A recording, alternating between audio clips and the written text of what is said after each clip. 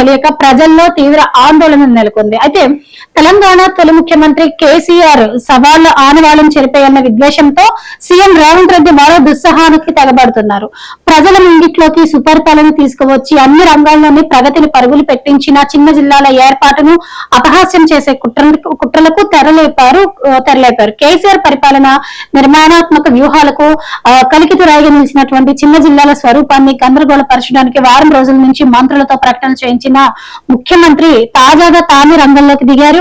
6 గ్యారెంటీల అమలు, కృష్ణా గోదావరి జలాల చౌర్యం మీద రోజు రోజుకి పెరుగుతున్న ప్రజా వ్యతిరేకతను తప్పించుకోవడానికి, పరిపాలన వైఫల్యాల నుంచి ప్రజల దృష్టిని మరలించడానికి గురువు చేసిన సూచనలకు అనుగుణంగా సీఎం రేవంత్ రెడ్డి మరోసారి జిల్లాల పునర్విభజన అంశాన్ని తెర మీదకి తీసుకొచ్చినట్టు సచివాలయ వర్గాల్లో చర్చ జరుగుతుంది. ఇక శాస్త్రీయ విభజన సాకుతో అవసరం లేకుండా సిరిసిల్ల, సిద్దిపేట, నారాయణపేట, ములుగు ఇవన్నీ కూడా జిల్లాల పునర్విభజన చేసేటట్టు అవకాశాలు ఉన్నాయి.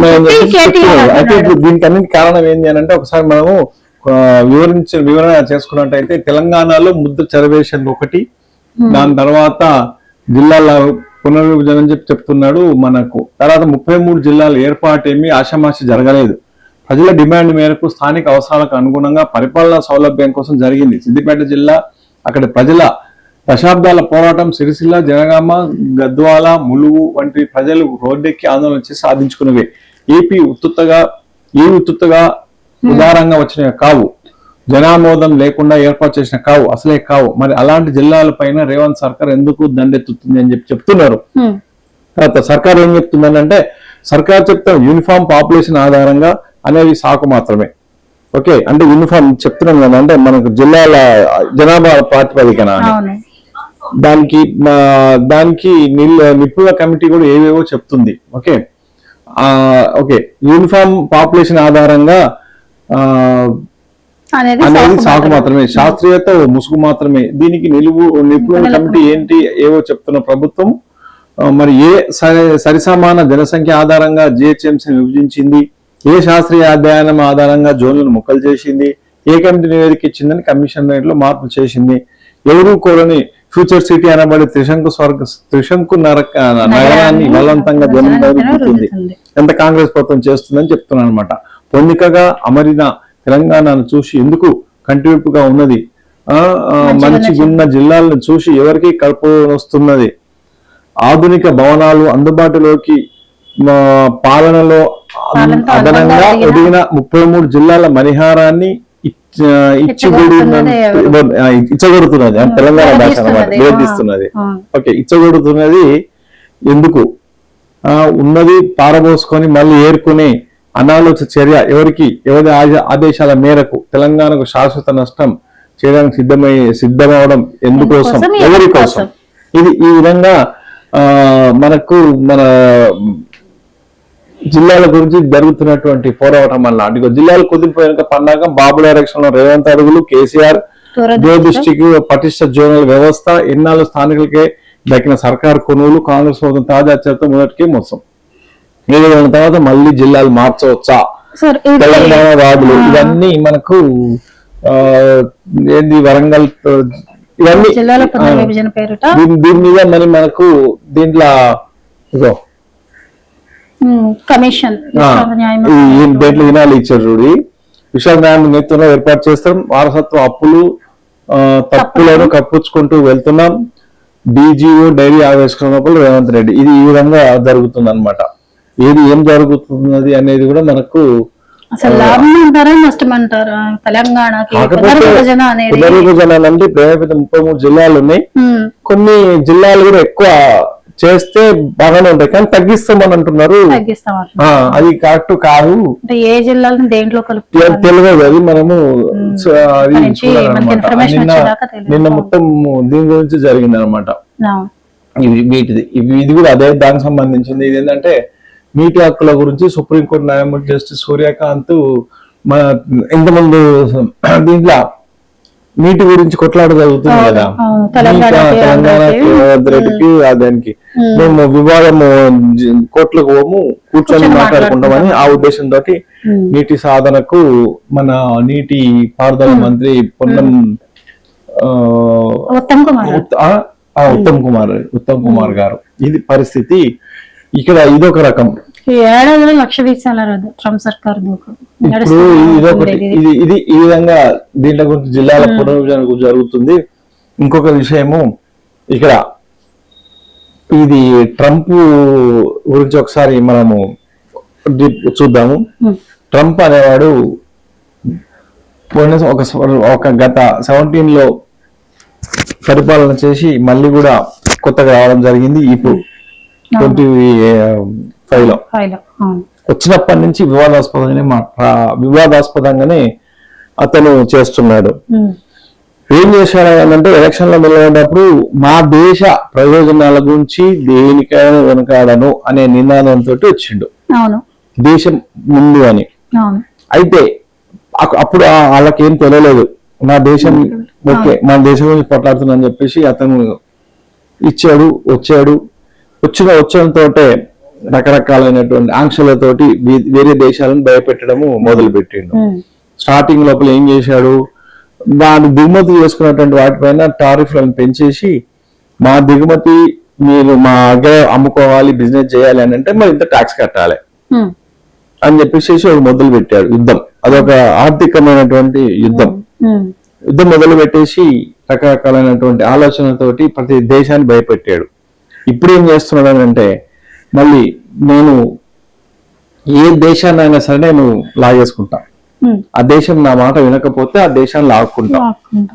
ఒకప్పుడు రాజుల కాలం లోపల సైనికులు ఎంతమంది ఎక్కువ సైనికులు ఉంటే అంతమంది వేరే ప్రాంతాన్ని దోచుకునే వాళ్ళు. ఇప్పుడు అదే విధంగా ట్రంప్ మామ చేస్తున్నాడు. మనం ట్రంప్ మామ అని పేరు పెట్టుకుందాం అతనికి. ఈ ట్రంప్ మామ అనేది చేస్తున్నాడు. చూడు, వెనిజులాలో మన అధ్యక్షుడైనటువంటి అతని భార్యను పడుకుంటే తెల్లవారుజాములా లేపుకొని వచ్చేసి ట్రంప్ అమెరికా వైట్ హౌస్ లో పెట్టేసి ఇప్పుడు తాత్కాలిక అధ్యక్షుడు ఒకరిని పెట్టి ఇప్పుడు నేనే అధ్యక్షుడు అని చెప్పేసి చెప్పుకుంటున్నాడు. ఎందుకు ఇలాగ చేస్తున్నాడు అని అంటే ప్రపంచ దేశాలు ఒకప్పుడు దేని మీద పోట్లాటలు జరిగినాయి, దేని మీద యుద్ధాలు జరిగినాయి అని అంటే ఆధిపత్యం ఒకటి, బిజినెస్ ఆర్థికంగా నేను గొప్పని అనే ఉద్దేశంతో జరిగినాయి. అప్పటి జరుగుతుంది అదే, అంటే ఒక దోచుకోవడం బందిపోటు దొంగల్లాగా, అంటే ఇంకో రకంగా ఏం లేదు. అంటే అదేమో తెలియకుండా దోచుకునేటోళ్ళు బందిపోట్లు దొంగలు అని అన్నాం. బందిపోటు దొంగలు అంటే చిన్న చిన్న దొంగల కంటే ఎక్కువ పెద్ద దొంగతనం చేసి బందిపోటు దొంగలు అని అన్నాం. ఇప్పుడు కొంత కాలం తర్వాత అంతకన్నా ముందు ఇప్పుడు ఉన్నటువంటి 2026 లోపల కూడా టెక్నాలజీ పెరిగింది, ఇవన్నీ పెరిగినా కూడా ఈ యొక్క ట్రంప్ ఏం చెప్తుందంటే మాకు వేరే ప్రపంచ దేశాల యొక్క సూత్రాలు మాకు అవసరం లేదు, ప్రపంచ దేశాలు మాకు సంబంధం లేదు, ప్రపంచం లోపల ప్రపంచం కోర్టు ఉంటది, ప్రపంచ కోర్టు కూడా మాకు అవసరం లేదు, నేనే కోర్టు, నేనే జడ్జి అని నేను ఏం చెప్తే ప్రపంచ దేశాలు అది వినాలి, వినకపోతే ఆ దేశాన్ని మేము హస్తగతం చేసుకుంటాం అనేది ఒక అహంకార భావంతో ఒకప్పుడు హిట్లర్ చేశాడు. హిట్లర్ తర్వాత పిచ్ తుక్లక్ చేశాడు, తుక్లక్ కూడా చేశాడు. అలాంటి పరిపాలన ఇప్పుడు మన ట్రంప్ చేస్తున్నాడు. ఇప్పుడు ఎందుకు అంటే ఇది వచ్చి 7,00,000 వీసాల రూపం లోపల కూడా మనకు ఇబ్బందులు పెడుతున్నాడు. అంటే మా దేశం లోపలికి ఎవరు రావద్దు, ఒకవేళ వస్తే మీరు డబ్బులు కట్టాలి, నేను ఏ దేశానికైనా పోవచ్చు, నాకు మాత్రం మీరు అడ్డం చెప్పొద్దు అనే ఆలోచనతో ట్రంప్ ఉన్నాడు. ఇప్పుడు ఏమైపోయింది అంటే ప్రపంచ దేశాలలో పెద్ద రాజ్యాంగం ఎవరంటే ఇదే ఉంది. రష్యా ఆధిపత్యాన్ని ఒకప్పుడు కొనసాగిస్తుంది, సోవియట్ యూనియన్ అని చెప్పేసి ఉంటుండే. అప్పుడు సోవియట్ యూనియన్ తర్వాత ప్రపంచ దేశాలలో అమెరికా. ఇప్పుడు రష్యా సపరేట్ గా ఉండి రష్యా ఏమైపోయింది అంటే కొన్ని కారణాల వల్ల మనకు అక్కడ వనరులు ఎక్కువ ఉన్నాయి కానీ జనాభా తక్కువ ఉంది, భూభాగం ఎక్కువ జనాభా తక్కువ. దాన్ని కూడా అమెరికా హస్తగతం చేసుకోవాలని చెప్పేసి రకరకాలైనటువంటి ఆంక్షలు విధించుకుంటూ చేసింది.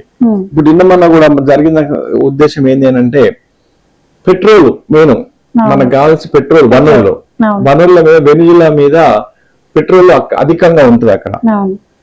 అక్కడ ట్రంప్ ఏం చేశాడంటే బిజినెస్ గురించి పోయి మీరు నాకు పెట్రోల్ ఇవ్వాలి అన్నారు. ఎంత పెట్రోల్ గురించి నడుస్తుంది మనకు ప్రపంచం మొత్తం ఇప్పుడు మనకు పెట్రోల్ వాళ్ళు ఎంత ధరకు అమ్ముతున్నాడు అంటే ఎంత ధరకు అమ్మినా కొనుక్కోవాలి మీరు అని చెప్పి ట్రంప్ చెప్తున్నాడు. రష్యా అధ్యక్షుడు ఏం చెప్తున్నారు, వాడికెందుకు, మేము వాడికంటే సగం ధరకే ఇస్తామని చెప్పి రష్యా చెప్తుంది. ఇప్పుడు ఒక వస్తువు కొనాలంటే నువ్వు ఎక్కడ కొంటావు అదే వస్తువు ఒక దగ్గర రూపాయి ఉంటుంది, ఒక దగ్గర ₹1 ఉంటుంది. ఎక్కడ కొనుక్కుంటావు నువ్వు? అదే వస్తువు అదే క్వాలిటీ ₹1 దగ్గర కొనుక్కుంటావు.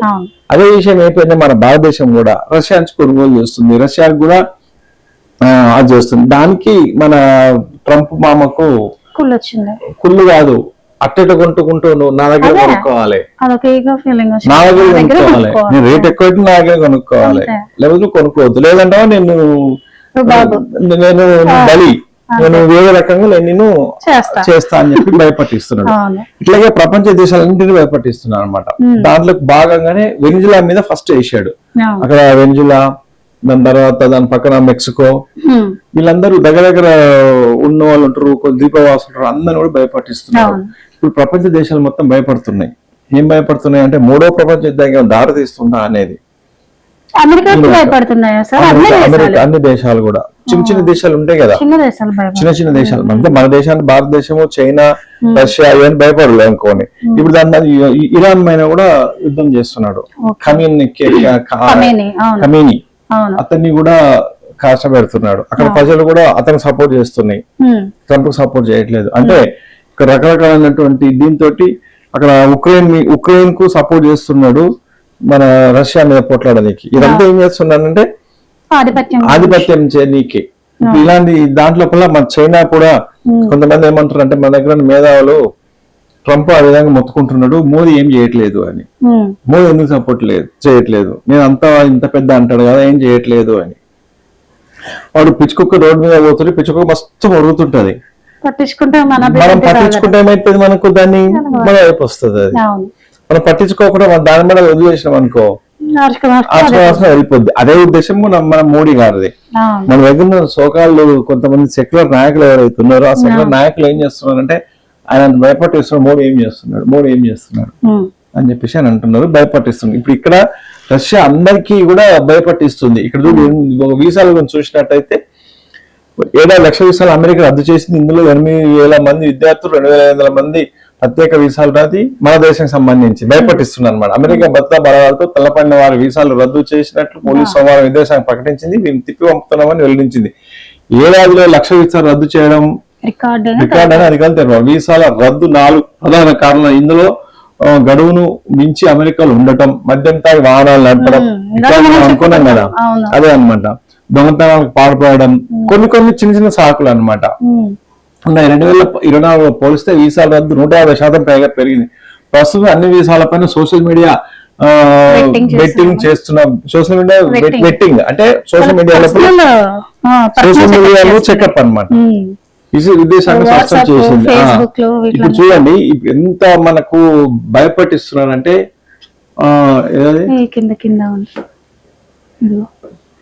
కాదు 11 పేజీ అదే కదా,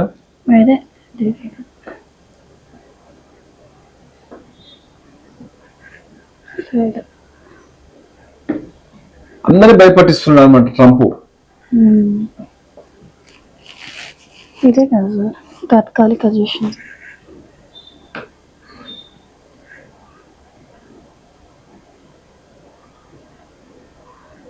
దీంతో పాటు ఇది వచ్చింది కంబైన్డ్ న్యూస్ అదే. ఓకే వెనిజులా తాత్కాలిక అధ్యక్షుడు తానేనని అమెరికా అధ్యక్షుడు డొనాల్డ్ ట్రంప్ ప్రకటించుకున్నారు. తన సొంత సోషల్ మీడియా వేదిక ట్రూత్ సోషల్ లో ఆయన తన ఫోటోను ఉంచి దానిపై వెనిజులా తాత్కాలిక అధ్యక్షుడు అని క్యాప్షన్ పెట్టారు. జనవరి 2026 నుంచి తాత్కాలిక అధ్యక్షుడిగా ఉన్నట్లు పేర్కొన్నారు. ఇందులో అమెరికా 45వ 47వ అధ్యక్షుడిగాను డెసిగ్నేషన్ ఉంది. ఈ నెల మొదట్లో వెనిజులాపై దాడి చేసి అధ్యక్షుడు నికోలస్ మదురోను బంధించి అమెరికాకు తీసుకొచ్చిన సంగతి తెలిసిందే. అప్పట్లోనే వెనిజులాను తామే నడుపుతున్నామని ట్రంప్ ప్రకటించారు. ఆ తర్వాత వెనిజులా తాత్కాలిక అధ్యక్షురాలిగా ఉపాధ్యక్షురాలు డెల్సీ రోడ్రిగ్స్ బాధ్యతలు చేపట్టారు. ఇదంతా వెనిజులా గురించి కానీ ఏది ఎక్కడిచ్చాడు అంతా వేరే పేపర్లట అదే నీలైతే ఓకే. అంటే ఈ విధంగా మనకు భయపట్టిస్తుంది అనమాట.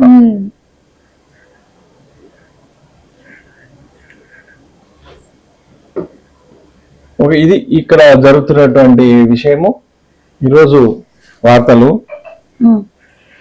మళ్ళీ రేపటికి వార్తా విశ్లేషణ కార్యక్రమంలో మళ్ళీ కలుద్దాం. అంతవరకు కూడా మా ఛానల్ ని లైక్ చేయండి, షేర్ చేయండి, సబ్స్క్రైబ్ చేయండి, బెల్ ఐకాన్ ని క్లిక్ చేయండి. షేర్ చేయడం మాత్రం మర్చిపోకండి. కంపల్సరీ సబ్స్క్రైబ్ చేసుకోండి.